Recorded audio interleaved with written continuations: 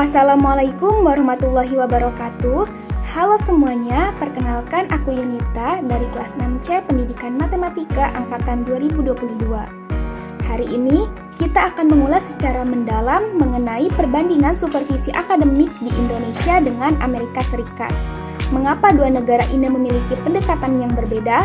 Apa dampaknya terhadap mutu pendidikan? Dan yang terpenting, solusi apa yang bisa kita pelajari dan kita terapkan?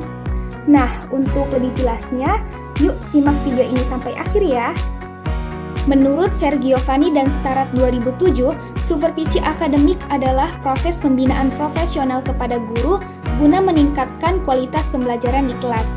Di Indonesia, supervisi akademik dilakukan oleh pengawas sekolah dari Dinas Pendidikan, yang tujuan utamanya adalah untuk memastikan tujuan pendidikan nasional tercapai. Sementara di Amerika Serikat, supervisi dilakukan oleh Local School Board dan Superintendent atau Wakil Amanat di tingkat distrik dan negara bagian. Menurut Undang-Undang Nomor 23 Tahun 2014, Indonesia memang menerapkan desentralisasi pendidikan. Tetapi pada praktiknya, supervisi akademik masih sangat dipengaruhi oleh pendekatan sentralistik dan administratif. Di Indonesia, sistem supervisi pada dasarnya sudah diatur dengan baik oleh peraturan pemerintah dan Permendikbud.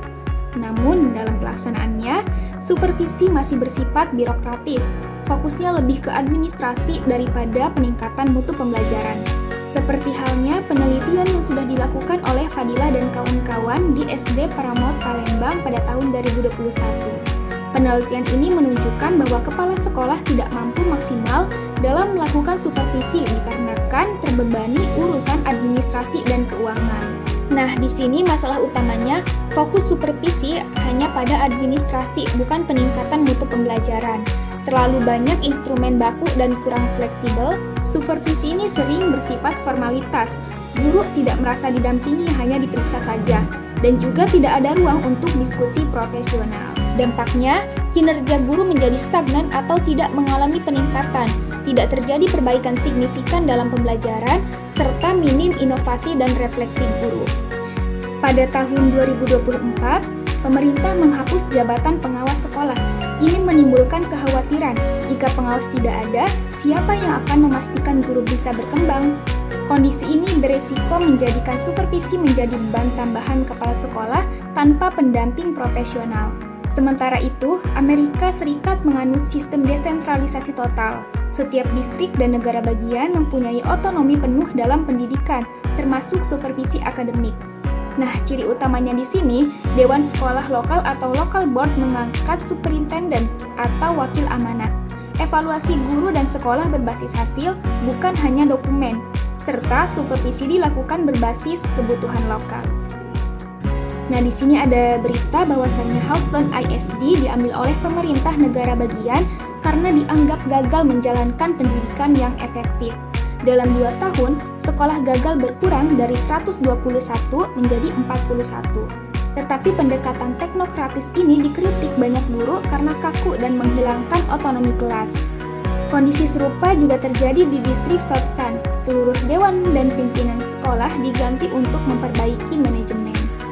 Jadi, baik Indonesia maupun Amerika Serikat menghadapi tantangan dalam pelaksanaan supervisi akademik, namun dalam arah yang berbeda. Indonesia menghadapi resiko kehilangan pengawas, sedangkan Amerika Serikat menghadapi resiko intervensi berlebih dari negara bagian.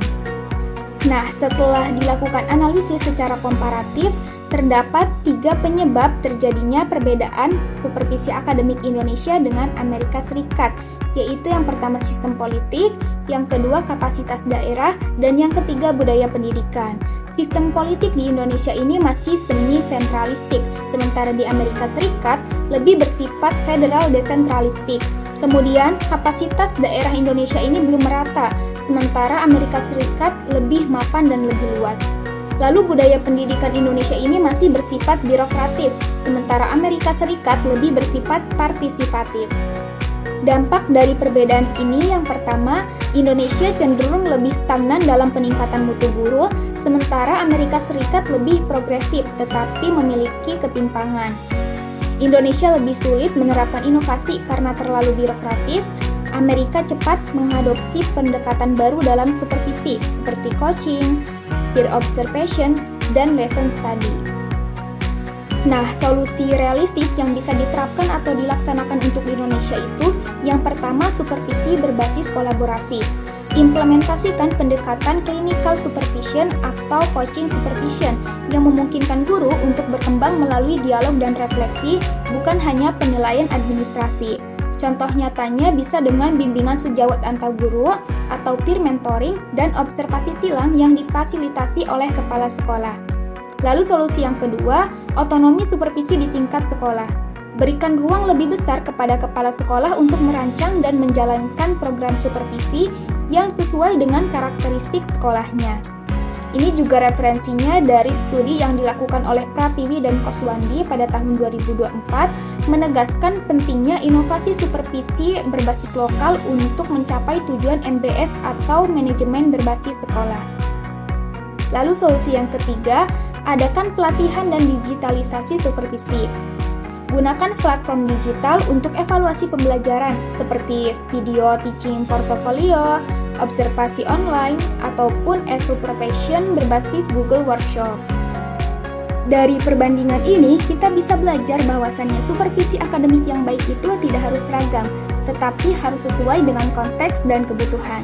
Indonesia memiliki potensi untuk memperbaiki kualitas supervisi, asal mampu mengedepankan prinsip kolaboratif dan kontekstual, bukan hanya administratif. Dengan pembaruan strategi supervisi, pendidikan Indonesia bisa melangkah lebih jauh. Itulah video singkat mengenai perbandingan antara supervisi akademik Indonesia dengan Amerika Serikat. Terima kasih, semoga bermanfaat. Wassalamualaikum warahmatullahi wabarakatuh.